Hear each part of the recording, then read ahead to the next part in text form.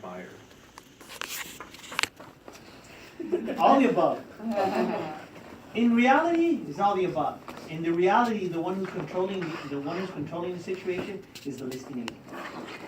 In the textbook material, I'll give you another answer. But in reality, it's totally different. The listing agent is the one that controls it. So let me tell you why. Basically, the other day that I was here, what did I tell you as far as to a buyer's agent? A buyer's agent is what related to the listing agent. Like a sub-agent. Exactly. He's a sub-agent of who? The listing agent, right?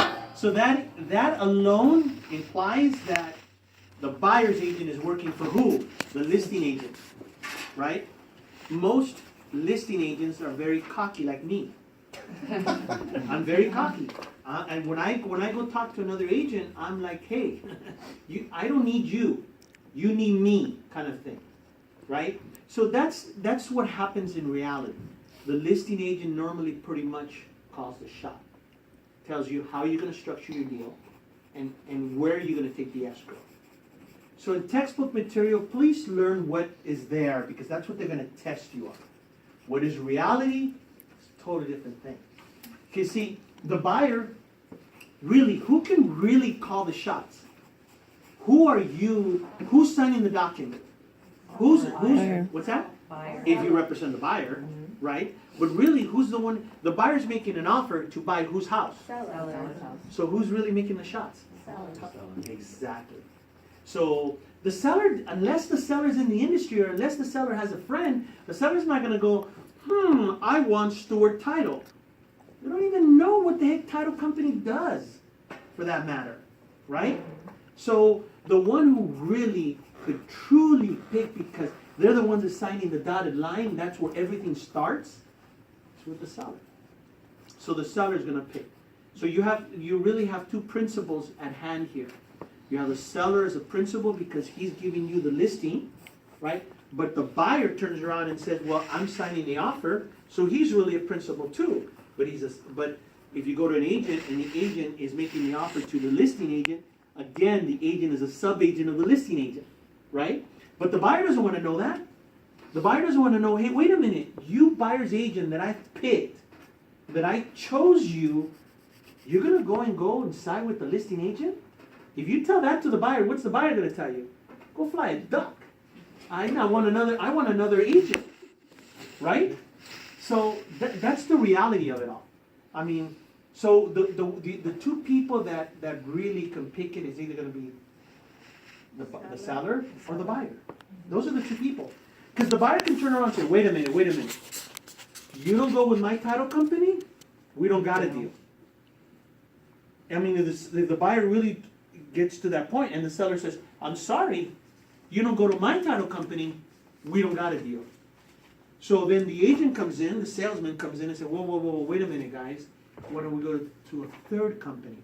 Neutral, I have one, let's pick another company. And then, so that's when the salesman comes in and you got to sell the program. So in retrospect, who can really pick that would be the seller or the buyer. The agents we're the runners. We're the salespeople. Okay. Some questions about appraising? Well, but Appraisal? wait, so that question, if it's on the exam, how are we supposed to answer it? Well, what is the answer We all there? got it, or most of us got it wrong, because in the book says Yeah. the seller, Can request it, Request it. and, It's the wording, but right? then the test said the answer was the buyer. Yeah. So they contradicted each other. Right. Again, it's the same thing. That's what I'm trying to tell you. It's I personally believe who's the one is going to be, because the buyer can say, I want my title, but who's going to be here? Better yet, here's a better answer. Who pays for it is the one who's going to call the shot. Right? If you pay for it, then you can call it. If you're not paying for it, get out of my way, kind of thing. Right? But in your RPA, which is residential purchase agreement, it says seller and buyer to pay for it.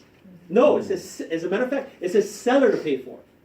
So in reality, that it's wrong. It's the seller. It's the seller. Well, that's what the book said, but then the test came back No. saying buyer. No, it's a seller. Yeah. Because see, in your RPA, in the purchase residential agreement, Right. it gives you option to check off seller or buyer. But who pays for the title's research? The seller. That's why everybody says seller to pay. Right? The lender makes you, the buyer, pay for title insurance. But that's the buyer's problem. Right? Okay, you guys don't know that, but in reality, when a buyer's getting a loan, the buyer's gonna want what's called a lender's policy. And what does the lender do? Well, it costs $700. Well, who's gonna pay? Well, they're good for what? Shoveling it down to over to the consumer. That's what reality happens, guys. So, to answer your question truly would be is the seller. Okay, because who pays for it? Whoever pays for it is the one that's gonna call the shots. Will there be, like confrontations like that, like, oh, pick this title? Yes. insurance company, Yeah. Yes, pick this there's a title? tug of war. It has to be in the There's a sales tug of contract, war right? all the time. And in the old days, I was like, no, sorry, it's my way or the highway. You know? That didn't get me, to be quite honest with you. I closed a lot of deals, but I'm gonna be honest with you. I closed a lot of deals. But that way, I didn't really have repeat business. You know what I mean? So what I learned is, yeah, I know, we can do it that way, but you know what? It's the buyer's agent, I already, opened the escrow. We already spent time and money, come on. So what does it matter where you go? Because, see, you have control.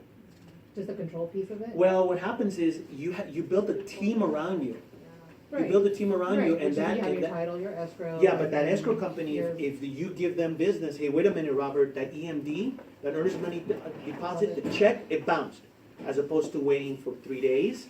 your Well, wait a credit minute, bureau. the escrow officer said, wait a minute, Robert, I just got the notice, it bounced. So they gave you the heads up a lot quicker than 2-3 days down the line. There's some escrow companies that are so busy, you won't hear from them, that the check bounced. Once you you know. pick title, doesn't it, I think, if I remember correctly, doesn't it go on the purchase agreement too, once you make a, Yeah, you list pick, it out and you then pick on all those things are predetermined. In other words, when you go into a deal in the residential purchase transaction, RPA, residential purchase agreement, because they changed the initials. Everything is already preset, pre-done, everything's set for you. There's only certain factors that are left up, like about 6 or 7 that are known factors written up says this is up for grabs. But other thing, escrow title, a natural hazard disclosure, all that is already preset for you, or rather pre-agreed upon. So you negotiate that in advance. Even your commission is negotiated in advance, right? So there's no question, once you go into escrow, there is no question who's doing what and where is everybody supposed to be at. But even though it's up to the seller or the buyer to really choose, but like you said, the sellers are like, when I bought my house, No more mom and pop won't know. no, I They didn't. won't. They It was won't. my agent who recommended which escrow we're going, or which lender, or Yeah. all that. Yeah, So it's really the listing agent and the buyer's agent. who- exactly. And some buy, like when we put our house one time on the market, one offer came with, they specified which escrow and how Sure. many days. Yeah. So it's like, it's Well, not really the, What really basically happens, you as a seller will say, I don't know, listing agent, I don't know any escrow title, do you have any recommendation? So you're normally going to ask for recommendations. And then the listing agent is supposed to, sure, I have some. The way it's supposed to be, sure, here's 3 names and phone numbers of company, you call them and you find out which is the best price for you. nobody does that. You don't got time for that. You know what the seller's gonna do? Yeah. The seller's gonna say, I'm not gonna call, you call. Yeah. So that's part why- of your So expertise. that's why in advance, what you do is, look, these are the 3 prominent companies, right? And these are the prices in advance, and these are the phone numbers. Who would you like to pick? No, Robert, I'll leave it up to you. Thank you. Poof, you're going And your it's way. usually in the in-house escrow that you Yeah, realtors go with, right? right. Well, not necessarily in-house, but if we have one, yes, you go in-house. But if you have a preferred company that kind of caters to you, You know, then you know, there's certain things that you, if you go to an escrow company like a title company, you have your clients go to them to sign all documents. Like when I take a listing, I tell them, look folks, I'm gonna do all the negotiating, you only see my face when things get dirty, or things happen, something wrong happens, I step in. Other than that, here's the team that's gonna be handling it for you. You know, I'm the one that's just gonna give you updates. So my team knows to call Robert when there's a problem, but if we're gonna sign escrow instructions, Mr. and Mrs. Seller, I need you to be at this address at 12 o'clock, we're gonna be signing escrow instructions with the escrow company, right? So they think they're gonna come in and sit down with me. I come in, hi, Mr. and Mrs. Seller, I would like to introduce you to the escrow officer, she's gonna be signing escrow instructions. Escrow officer already knows that there's 3 documents that are left on the side, 4 really, that are left on the side for me to sit and explain. Then I will sit there and go over those 4 documents, but the other 30,000 documents that are sitting there to be signed, escrow does it. I don't do it, because I gotta go get another deal, right? I gotta go get another deal. The same thing with the title company, yes.